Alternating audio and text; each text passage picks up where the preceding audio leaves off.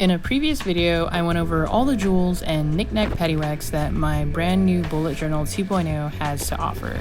Today, I'm going to be setting it up while on vacation back home over the holidays and also share some turds of wisdom to kick off the new year on the right foot.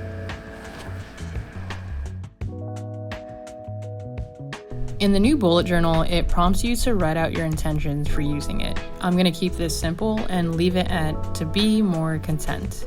I want my bullet journal to keep me grounded and remind me of making meaningful priorities. In my previous journal, I didn't really use the index, but once I filled it up, I realized that I'd done fucked up by not doing so. This is basically where you take note of pages that you want to keep track of. Generally, I think I can find everything from before because I marked most of my important pages with stickers, but a self-made table of contents probably would have been nice. Obviously, there's not much I can do here right now with the new one because there's nothing in it, but I just wanted to state that I'll be using this time around. So nothing super new or different here. I'm basically just setting this up the same way as my old one, but this time with the help of some of these awesome little page markers down at the bottom. Just 2 lines on each page with the month at the top and the days on the sides. Log in some birthdays, big events, and done.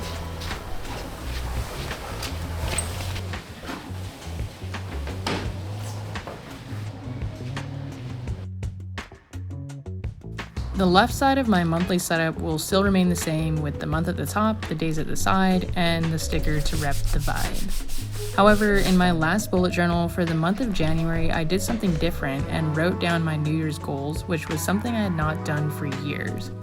I regularly referred back to this page to check in, and for the most part, I'm pretty happy with myself.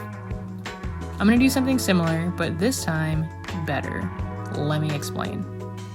I recently finished the book, The Subtle Art of Not Giving a Fuck, and there's a part that talks about the difference between good and bad values. Good, healthy values are achieved internally, so like, I want to improve my creativity and skill sets by consistently making YouTube videos.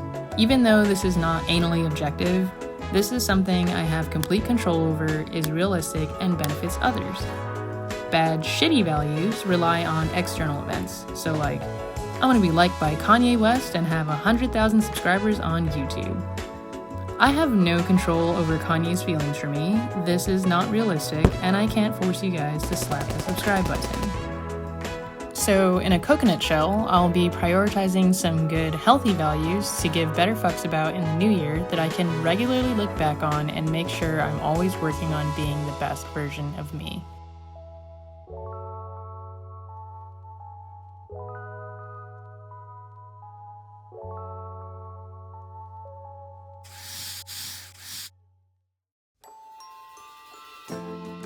So anyway, on the right side of my monthly setup, I'm keeping the paper cubicles with my to-dos, thoughts, gratitude, and monthly reflection, but I'm reorganizing it so that the gratitude comes first, then the monthly reflection, thoughts, and then my to-dos. This is a seemingly subtle change, but I think this will have a psychological benefit when I go to migrate my journal over every month. Practice some gratitude first, a little bit of mindfulness, and then move on with doing whatever in life.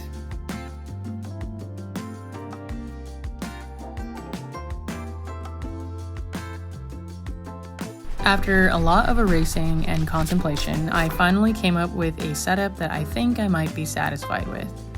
Since the margins are a bit wider than the previous journal, I've been forced to drastically change my old layout.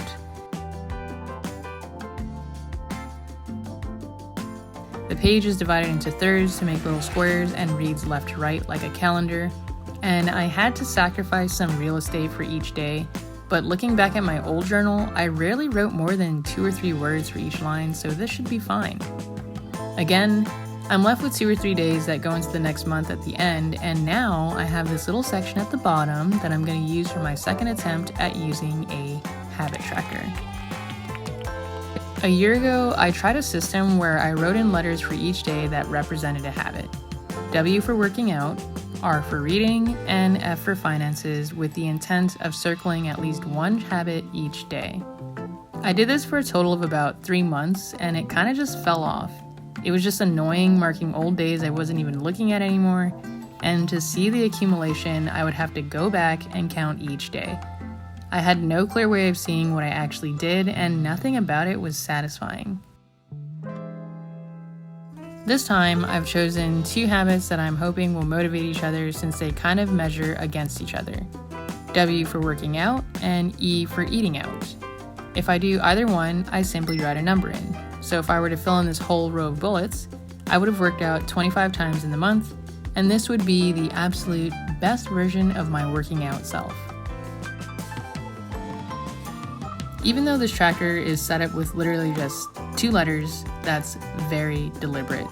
At a glance, I can see where I'm at in the month to be more aware of my behavior, and at the bare minimum, the number for eating out shouldn't be higher than the number for working out. Yeah, so, that's not going too well, but, gotta give myself grace, I'm on vacation.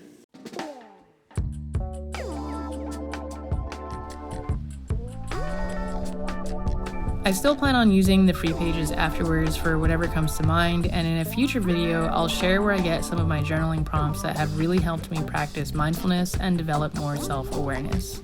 Until then, feel free to enjoy my new layout, but be cautioned, this is the first month I'm trying out all these new changes, so don't be surprised if I switch things up. If you want to see how this setup goes after a few months of use, you should probably just subscribe. But hey, just like Kanye, I can't control what you do with your life, so I'm happy either way.